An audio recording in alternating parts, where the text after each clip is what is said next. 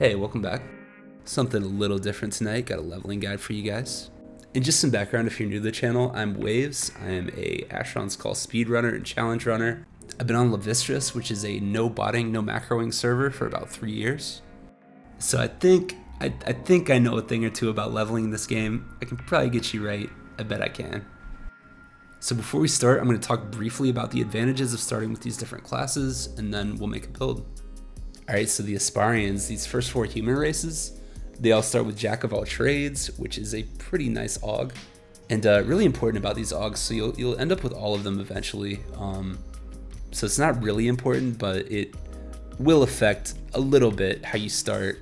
Go with what looks cool, to be honest though, like none of them are that game changing. Alright, the Umbrians and Penumbrians, they start with a bonus to critical strike chance. 1%, so again, like nothing major. But visually, I think they look awesome. I have a couple myself, and yeah, we'll decide about what to play in a second. Alright, Gear Knights, they're awesome. I love them. Just word to the fashion enjoyers, if you're really into that. You won't be able to display your armor on these guys. You can switch up the paint job whenever you want to though, which is pretty sick. They start with Iron Skin and the Invincible, which gives you 3 extra damage resistance rating. It's not really going to be noticeable with the variance of attacks, but it is there. You will be a little tankier. And next we got Undead, probably my favorite race. They start with Crit Protection, the best starting aug in my opinion. It's going to give you a 25% chance to negate a critical hit, turn it into a regular attack. So yeah, this is like the best defensive aug, hands down. And you don't have to start with Undead, because like I said, you get all of them down the line. I'd say it's probably between Undead and Asparians for best starter though. And again, a warning for the fashion enjoyers, only full coverage helmets are going to display on Undead. Alright, what can I say about Empyreans? They're huge, they can float, what's not to love? As someone who's also huge in real life, pretty relatable experience, I'm 6'4", they're probably like 8 foot something though. So infused life magic is pretty awesome. If you're like a mage or you just love looting, it's going to free up a pack space for you because it's going to get rid of the need to have one foci in order to cast that life magic foci. On to Marak, they start with the Hand of the Remorseless, but just look at that face. I mean, come on. They have some unique fashion interactions of their own. They have a tail. You pretty much can't wear anything on your feet for obvious reasons, so just heads up. And lastly, we got Illusions. They're pretty much the Hulk smash of the AC universe. They start with a little extra carry weight, making them an ideal offshore Cayman Islands bank account to offload your gear to, also known as a meal. And these last two, the Olthoi, they're like their own PvP thing that I don't even think is functioning in the emulator, so we're just gonna move on and let's get to making a character. Alright, I decided to go with Penumbrian because I think they're dope. Okay, so I have a build in mind, but before we get to that, I'm just going to take you through some possible attribute combinations for different builds. So I recommend this for a mage, or for a summoner, you're going to want the endurance. For a mage that wants higher melee D, or an archer. This for a finesse weapons build, or a melee D focused archer.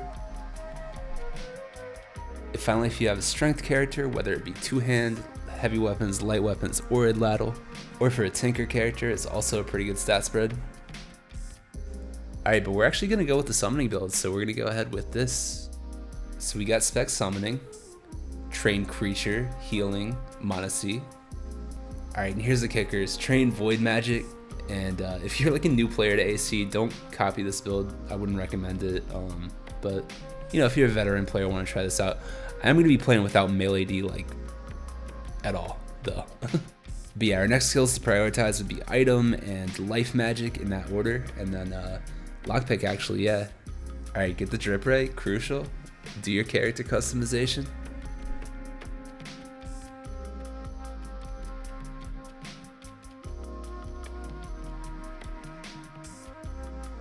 Alright, when you're looking good, you can pick a town. I'm going to be going with Shoshi. Alright, and we're looking good. Let's get to cooking.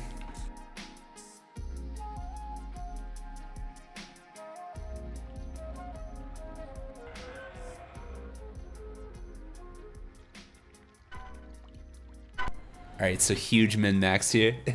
We're gonna loot the Path Warden chest before talking to Aichi.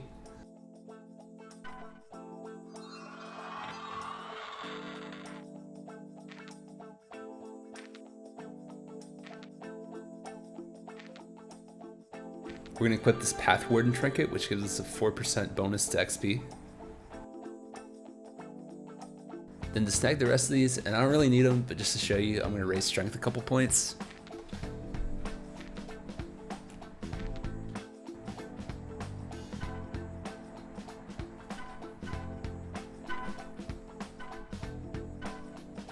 I did not mean to trade in the helmet, it's all good. We got some death items back, a pyro moat, and a sturdy iron key, which will come in handy later. Alright, now we can talk to Aichi, or whatever NPC is next to the lifestone if you start in a different town.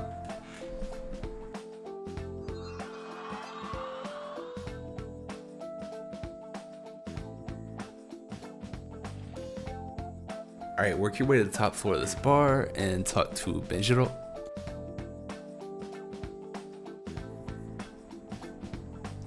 Also grabbing a starter quest here from Loka. And while we're at the bar, I'm going to pick up some contracts from this broker. You don't have to do all of them, but use them, and then for every 5 that you do, you're going to get a bonus reward.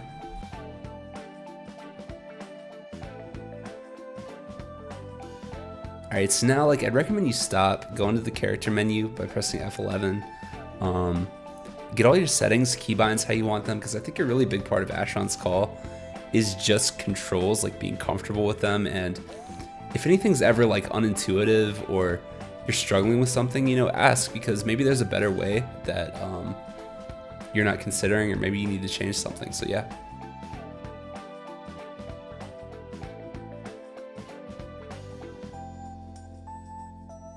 Alright, so I think this is pretty important, but the way I heal and the way I recommend you heal is to put the healing kit in the quick slot.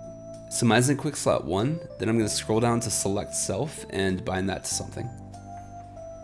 In testing it, you'll see at the top of the screen it says I'm already full health or whatever. Cool, so I've seen people keep their pack on their bar to heal, but with select self you don't need that and you just free up an extra slot, so really recommended. Alright, now if you have a second account, it would be a good time to create a character, run them through all the steps we just did, get them up to level 8.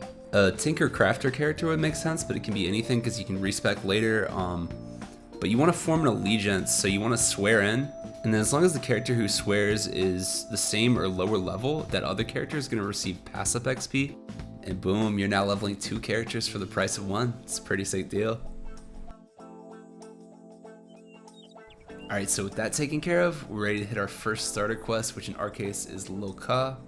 Pretty straightforward, so I'm not going to go into a tutorial on it, but you just go into a dungeon, grab a few items, and that's going to put you up to level 10. And 10 starts the facility hub, so that'll be our next episode. So I just wanted to take a second to kind of talk about the goal of this leveling guide and what you guys can expect from future episodes. So I'm not going to be going in depth on specific quest tutorials. If you want those, you can check out Fenix's channel. I'll link it in the description.